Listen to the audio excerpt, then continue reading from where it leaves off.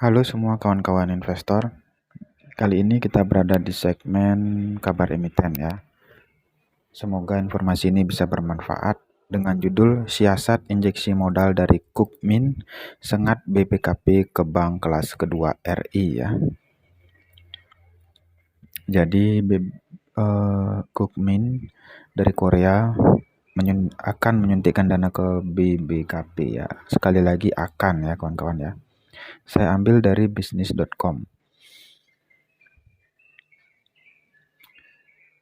KB Kukmin Bank dari Korea Selatan rajin menginjeksi modal kepada PT Bank KB Bukopin Tbk untuk memperkuat bisnis di Indonesia ya. Jadi Bank Bukopin ini sudah menjadi milik Bank Korea ya kawan-kawan ya. Sayang sekali ya. Arus modal ini kemudian akan mengantarkan BBKP masuk ke dalam jajaran bank kelas kedua atau bank yang memiliki modal inti 14 triliun sampai 70 triliun. Terbaru, Kukmin Bank sebagai pemegang saham pengendali perseroan akan menjadi pembeli siaga dalam aksi red issue BBKP sebesar 12 triliun. Red issue itu telah resmi mengantongi pernyataan efektif dari otoritas jasa keuangan ya. Jadi Bank KB Bukopin ini akan red issue untuk menambah modal ya. Kekurangan duit istilahnya mereka ya, bahasa pasarnya adalah mereka kekurangan duit, perlu modal ya. Red issue. Rencananya BBKP akan menerbitkan sebanyak 119,99 miliar helai saham baru seri B. Nah, beberapa tahun sebelum itu, Kukmin Bank rajin menyuntikkan dana kepada BBKP melalui berbagai skema penambahan modal. Pada awal mula Kukmin Bank masuk ke BBKP yakni 2018, Korporasi Keuangan Asal Korea Selatan itu menginjeksi dana ke Bank KB Bukopin senilai 1,46 triliun. Aksi tambah modal Bank KB Bukopin saat itu dilakukan dengan menerbitkan saham baru sebanyak 2,7 miliar saham dengan harga 570 per unit waktu itu ya. Pada saat itu, Kukmin Bank masih di posisi kedua pemegang saham terbesar Bank KB Bukopin setelah Bosowa Corporation. Injeksi modal dilakukan lagi pada 2020. Korporasi Asal Korea Selatan menggelontorkan dana 3,1 triliun. Injeksi itu kemudian mengantarkan Kukmin Bank sebagai pemegang saham pengendali, menggeser Bosowa.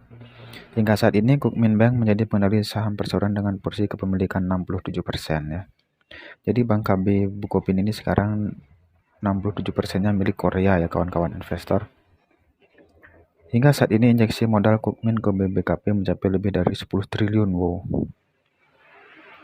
Apabila Kukmin meraup keseluruhan red issue BBKP tahun ini, maka setoran modal Kukmin kepada BBKP bisa di atas 20 triliun.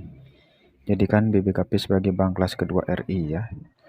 Nah, injeksi modal dari Kukmin akan membawa Bank KB Bukopin masuk ke dalam bank kelas kedua atau kelompok bank berdasarkan modal inti 3 seperti PT Bank CMB Niaga hingga PT Bank BTPN. Bank KB Bukopin per kuartal pertama 2023 mempunyai modal inti 6,68 triliun.